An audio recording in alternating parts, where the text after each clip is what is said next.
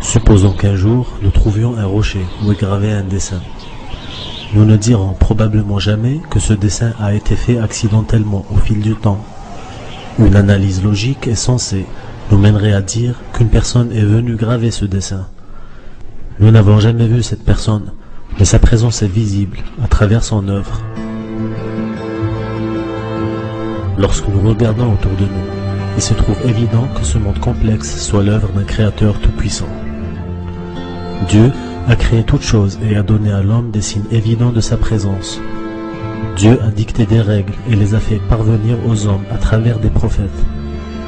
Dieu a envoyé des milliers de prophètes à ces hommes pour les guider au droit chemin. À travers les siècles, leur message divin a été altéré par les hommes et par le temps. L'islam est la dernière mise à jour du message divin. L'islam est venu rétablir l'authenticité et la pureté du message divin. Ce message a été fixé par écrit au temps de son prophète, constituant ainsi l'une des preuves de son authenticité intégrale qui nous est parvenue jusqu'à nos jours. Le Coran est un miracle permanent et continu envoyé au dernier prophète, Mohammed. Son message a été envoyé à toute l'humanité jusqu'à la fin des temps.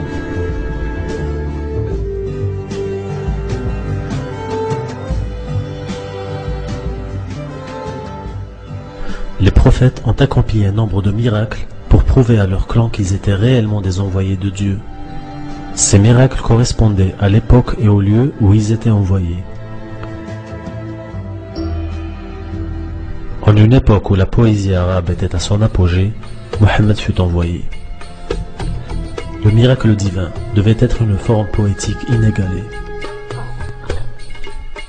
L'aspect littéraire parfait du Coran constitue l'une des preuves de sa source divine. Aucun humain n'aurait pu produire une œuvre pareille. En fait, personne n'a été capable de produire un seul chapitre semblable au chapitre du Coran, bien que le plus court chapitre du Coran ne contienne que 10 mots.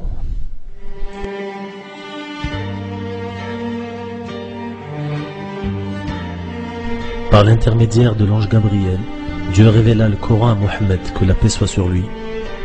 Le prophète a mémorisé ces paroles exactes et les a dictées à ses compagnons qui l'ont mémorisé à leur tour. En plus de l'avoir fixé par écrit sous la supervision du prophète, les nobles compagnons ont transmis le message aux générations futures. Génération après génération, un grand nombre de musulmans ont mémorisé le Coran en entier, lettre par lettre, jusqu'à aujourd'hui même. Pas une seule lettre du Coran n'a été modifiée à travers les siècles. La révélation coranique a été effectuée par morceaux en 23 ans.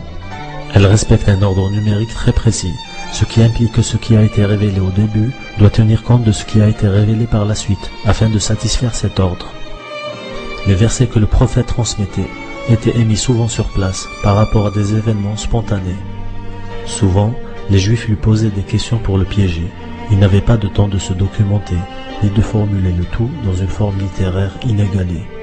Encore moins de faire ce genre de prévision mathématique. Jour au singulier a été mentionné dans le Coran 365 fois, jour au pluriel 30 fois, mois 12 fois, lune 12 fois, châtiment 117 fois, pardon 234 fois, soit le double. Remarquez l'exactitude, pas 233 ni 235, mais 234 fois. Ceci ne peut être une coïncidence.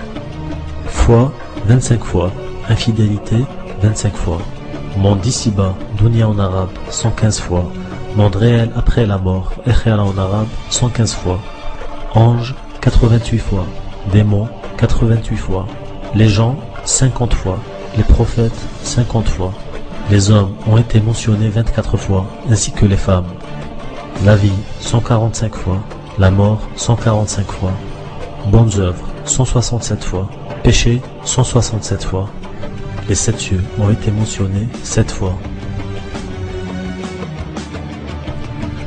Mer est mentionné 32 fois, sol sur lequel nous marchons 13 fois. Si nous prenions la mer et le sol comme étant un tout, le pourcentage calculé est de 71% pour mer et 29% pour terre. C'est exactement l'équivalence de la surface de la terre et la mer qui recouvre notre planète. Rappelons que le prophète n'a jamais mentionné ces relations numériques dans le Coran. Ce n'est qu'actuellement que les humains commencent à découvrir cette dimension nouvelle de ce livre divin, la dimension numérique.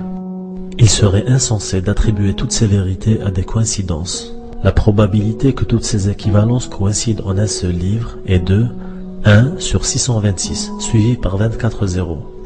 Et encore, les découvertes en ce domaine ne cessent d'accroître. Attribuer toutes ces équivalences à des coïncidences n'est sûrement pas un raisonnement scientifique. Le Coran contient 114 chapitres. Chaque chapitre contient un nombre de versets. C'est-à-dire que le chapitre 1 contient 7 versets, le chapitre 2, 256 versets, et ainsi de suite, jusqu'au chapitre 114 qui contient 6 versets. Soit un repère où les X représenteraient les chapitres et les Y représenteraient les versets. Le chapitre 1 qui contient 7 versets nous forme un point. Le chapitre 2 qui contient 256 versets nous forme un autre point, et ainsi de suite.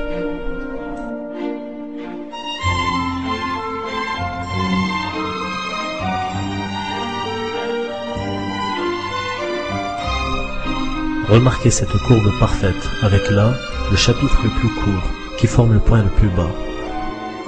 Regardons l'image finale du graphe. On obtient une sorte de concentration de points, quelconque pour celui qui ne lit pas l'arabe. Mais montrez ceci à quelqu'un sachant lire l'arabe. Il vous dira sans aucun doute que le mot obtenu est Allah.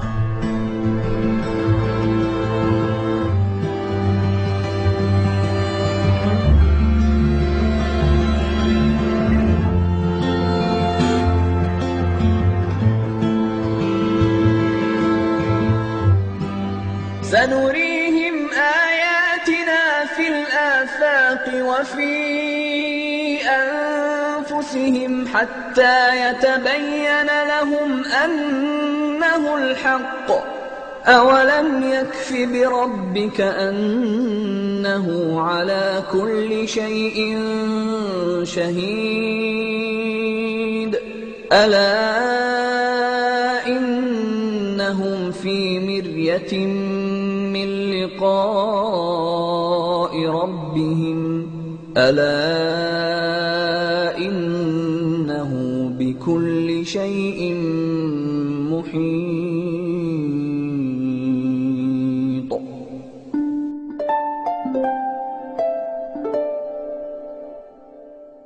Chaque personne a une durée de vie limitée. Durant cette période, nous sommes mis à l'épreuve par Dieu.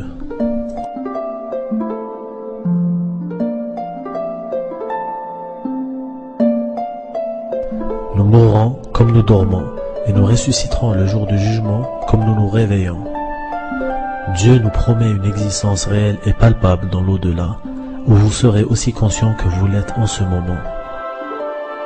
Chacun sera récompensé par rapport au chemin qu'il aura choisi durant cette vie terrestre. Lorsque le non-croyant verra les feux de l'enfer, il réalisera dans quelle réalité il sera confronté et dans quel état de lucidité il se trouvera. En voyant les jardins du paradis, il sera envahi d'un regret insoutenable, d'autant plus qu'il aura été invité durant sa vie terrestre à l'islam.